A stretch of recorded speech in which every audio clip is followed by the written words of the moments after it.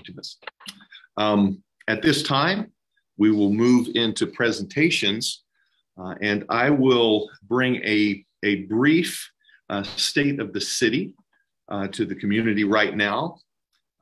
This is going to have some updated information of things that we are in the process of implementing, information that I just feel like it's important for our community members to be aware of. So we'll start off with Brentwood being nearly 75 years old this coming year. It was incorporated in 1948, and the 75th anniversary will be January 2023. At this time, in January 2022, we have a population of 64,032 people. The median household income is $115,167.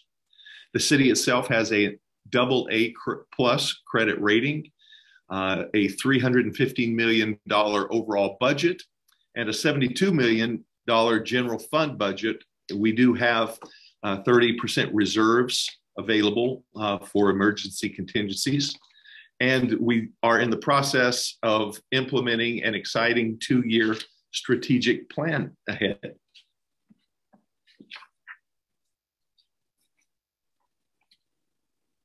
Also, for the first time since implementing the districts, District 2 and 4 of the city, the representatives for city council, those seats will be up for election this year. District 2 and District 4 are both on the east side of the city of Brentwood, and I highly encourage anyone that would like to run for city council to do so. It is open to everyone to come to the city. We have a wonderful city clerk, Margaret, who will be able to help you. Don't feel intimidated if you don't know what the process is. Our city clerk is an expert at walking us through the process. So please get involved. We have a very involved community, and our district elections for 2 and 4 will be this November. Moving into the public works, we are currently partnering with Los Vaqueros in storage capacity expansion for our water, as well as we are in the process of expanding our wastewater treatment plant. And we have plans to expand the water treatment plant as well, so that at full build out of the city, we are going to be able to have the resources and the infrastructure available to make sure that we are taken care of, and we don't have the need in the future to wish we had done this. Our council has made great decisions. Previous councils for many years have made good decisions on infrastructure to keep us all safe and healthy and well. And so these are some of the things that we're in the process of. Also, we are working on a portion of the sound wall on Highway 4 near the Balfour exit. This council has directed our staff to begin the process of remediating some of those sound concerns there, and also working in the parking garage with security improvements. Many of the community's residents have expressed concern over the safety of the usage of the parking structure downtown, and our city staff is working to implement some security steps to make sure that everyone on the school, everyone that uses the parking structure, all of the pedestrians around it are able to remain safe while they're here downtown. Going into another very important and long-awaited component of what's going on with Public Works is the Sand Creek Road extension.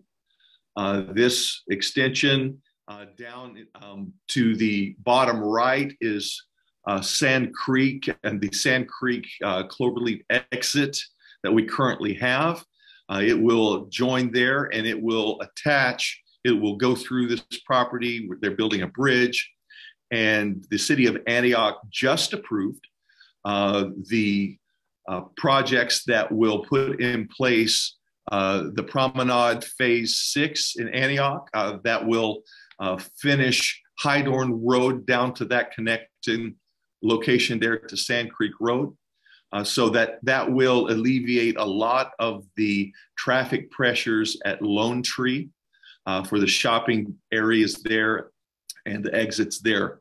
So this Sand Creek Road connection through PA1 specific plan area is in the process. It's the extension is 35% designed, and bidding work for the bridge structure and construction to begin next summer. So that's long awaited and great news. Moving into economic development, the Innovation Center, the specific plan amendments are being considered tonight. $25 million of infrastructure improvements for the privately owned job creating business park are being planned. There will be about 8,000 potential jobs at completion that this project is envisioned to bring.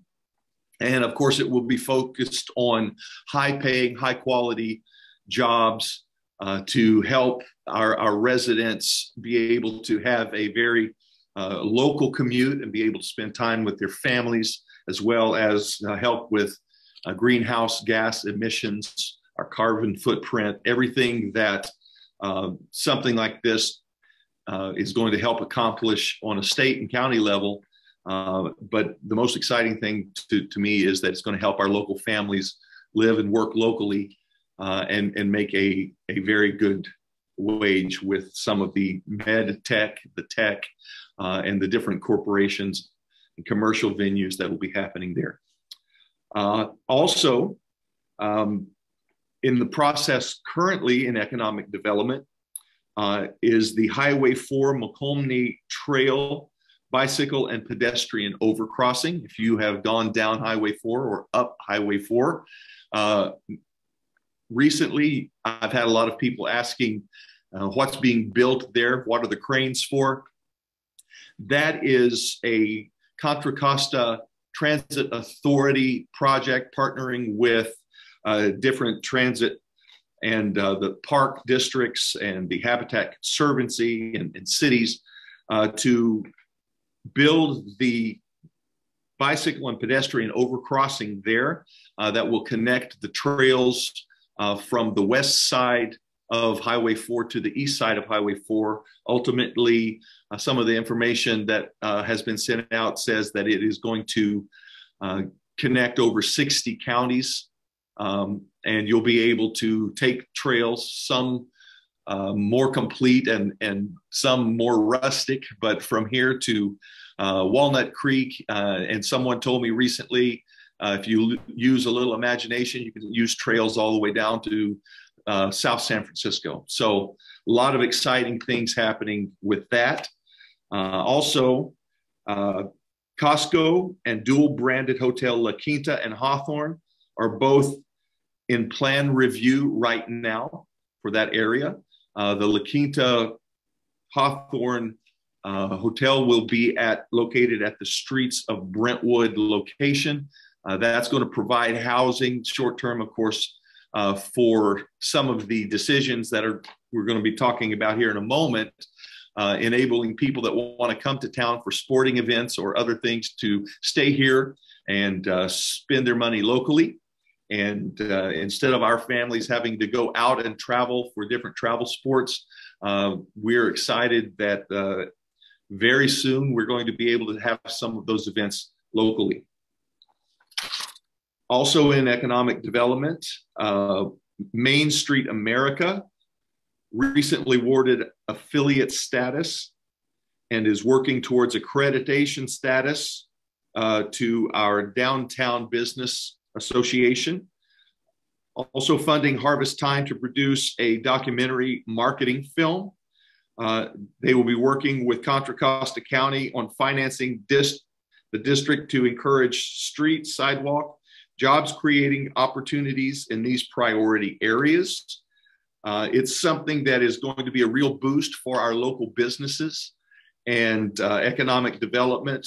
It puts the city of Brentwood in several publications and online social media locations that are looked at many millions of times by fresh eyes every year.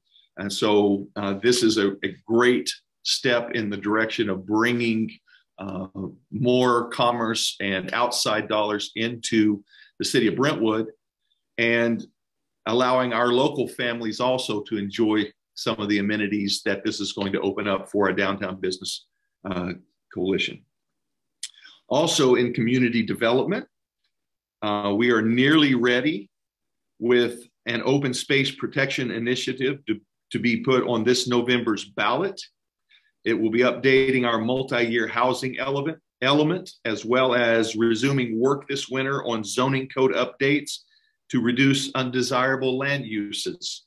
The general plan, of course, is our defining document for growth and business in the city of Brentwood. But in the name of that document, general, it is to denote that we understand at the point in time a general plan is made, the community comes together with our staff and those that work on this, and we try to do our best to envision what the future is going to look like. But inevitably, there are some unknown and unexpected changes that we come into contact with. And the general plan is designed to be adjustable, be able to tweak to best accommodate what reality is when it shows up in the future. At the same time, it is a solid foundation so that we understand and know what the city and the community, the direction it's going to be going, and what our community wants it to look like. And so we're making those changes to adjust for some of the changes in technology, as well as opportunities that are new that weren't envisioned at the time, as far as businesses, commercial businesses as well. Moving into police services. The police department has really been upping their department outreach efforts. They've been doing an outstanding job. Some of the areas that they provide interaction and connection with the community is with a community emergency response team. They have training for our residents that help them understand what the circumstances are in our community as far as our police work, first responders, as well as what our community members are able to do. First aid training, first response training, different things like that, that as a resident you can be a part of. They've also been doing car shows downtown. They have a kids bike rodeo. And I will just tell you, that I have no doubt that there are plenty of our kids with bikes that are skilled enough to ride in a bike rodeo. Unfortunately, some of them have been riding dangerously in groups into traffic, but their skills are definitely impressive. So the police department is giving them an opportunity to maybe in a more secure and safe environment show off and practice their bicycle riding skills, which I highly encourage. And just as a parent in our community, I would also encourage our parents to make sure that you talk to your bicycle riding age young people, encourage them to be safe. We don't want to see a tragedy, because most of us, when we were young, thought we were invincible until we realized we weren't because of some sort of injury. So if you could come together as a community and help us with that, so our police department doesn't have to make a notification that none of us want to see. Also, there's the Brentwood Police Activities League that works with our students and our young people to give them opportunities to be involved with groups of people that they may not commonly hang around in the groups that they go to school with. If you want to make a community a better place, then you provide an opportunity for our young people and our families to spend time with other people from different backgrounds, cultures that bring some of the beauty and the strengths of each of the cultures together. And the more that we spend time around people that are different than we are, the more we realize that we have so much more in common than that there are differences. And we get to learn to appreciate on a very personal level the strengths of those differences. And so the Police Activities League is a great opportunity for our young people to come together after school and work, supervised by our police department and volunteers. Councilperson Rary is our liaison to the Police Activities League, and they do lots of different functions, fundraisers, and things to help our young people.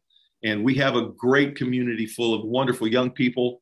And this is just another resource for us to take advantage of that the police department puts on. Also, a Citizens Police Academy, as well as regularly scheduled coffee with cops, where they'll go to a coffee location here in town and make themselves available for conversations.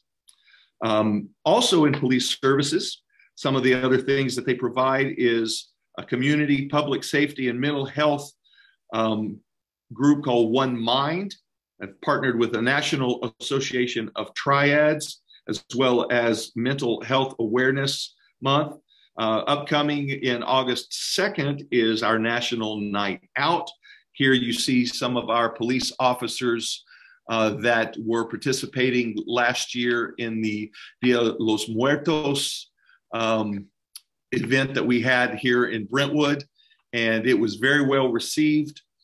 And all of the face painting here was done by one of our officers' wives, who is there. I believe it's her standing in the middle, if I'm not mistaken. But if not, she did most of that, if not all that face painting. It was a great event. I know several of our council members were there.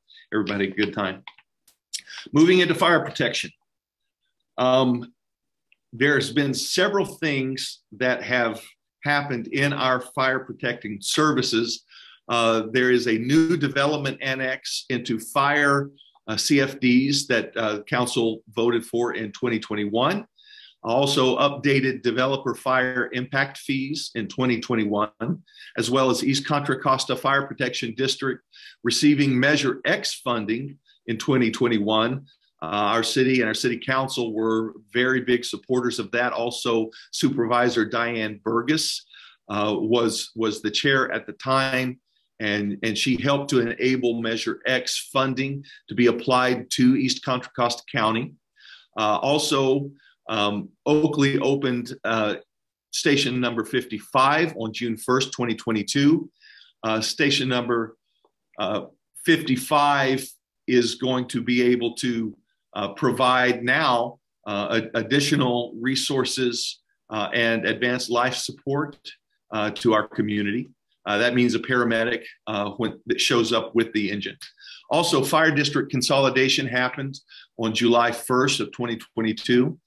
What that means is, after many years of a lot of hard work by many, many people, led up by our former now fire chief, we were able to work the elected fire board, the appointed fire board, the fire subcommittee here in the city of Brentwood was able to work together with the supervisor, county supervisor, and Con Fire board, as well as Chief Bouchard, who is the chief of Con Fire.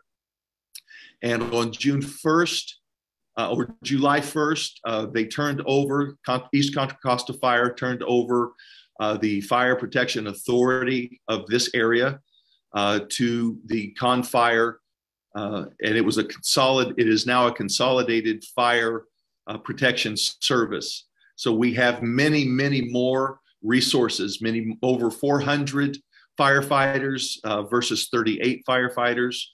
That's going to reduce injury on the job. It's going to provide such greater level of fire protection and protection for our firefighters as well. Also bringing new resources. Station 52 will have a double housing, two trucks and facilities there. So 2 teams, 2 trucks. Also, there's going to be, we opened up station, I believe 98 is what they're calling it now, in Bethel Island. And engine 52, station 52, July 1st, that is when they began advanced life support. Station 51, which will be at Empire and Amber, and Station 54 on First Street will be new fire stations that will be in place in 2 or 3 years. Moving into Parks and Recreation. For several of the residents in the community that have been waiting a long time, disc golf course opened earlier this year, and recently City Council funded new bathrooms at Guerin and Creekside Park, as well as pickleball courts that will be forthcoming to Creekside Park this winter. I know that I'm regularly approached by our pickleball players here in the community. They're going to be very, very happy to know that their desire to have pickleball courts, upgraded professional courts there, they'll be in place this winter. Also on our Parks and Recreation department, the Deer Ridge landscape improvements construction are underway, and they're funded by the LLAD.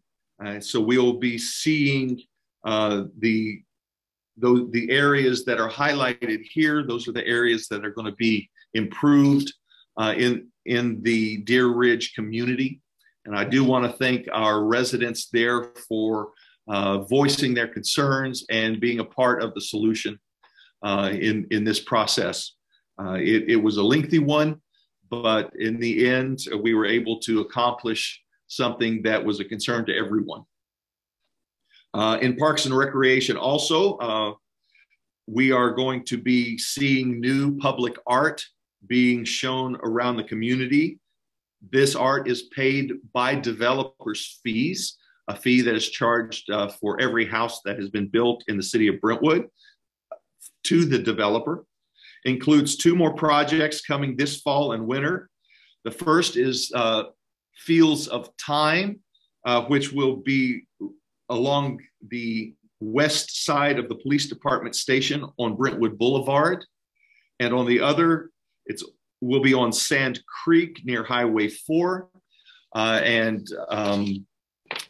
not sure how many years ago, 1 or 2 years ago, in the discussion of this, we had the artist come to council, and he described his vision for this was to emulate a modern take on Mount Diablo and the sunsets and things. I'm looking forward to seeing that. Council, at the concern of some of the residents, chose to work with our Arts Commission to move the location of this to a more appropriate location, which is out on Sand Creek. So you'll see that coming. And speaking of Sand Creek, as far as Parks and Rec is concerned, the Sand Creek Sports Complex, which is estimated to cost $15 million, will soon go out for bid for architectural design services to develop a multi-field sports complex. It will have artificial turf fields. And as you can see on this picture, if you can see that, and I'm sure this information will be up on our city website as well. These are going to be artificial turf fields that are going to accommodate several different types of field sport activities. And we're very excited to have these here to service our local sports teams, so that, again, not only do we have the ability to have our local teams play here, but it will open up opportunities to be more attractive to outside organizations coming in and having these travel team events here, which will help our local families and also our local businesses. Also, in Parks and Recreation, there's a lot going on in Parks and Rec that is coming to fruition after many years of work.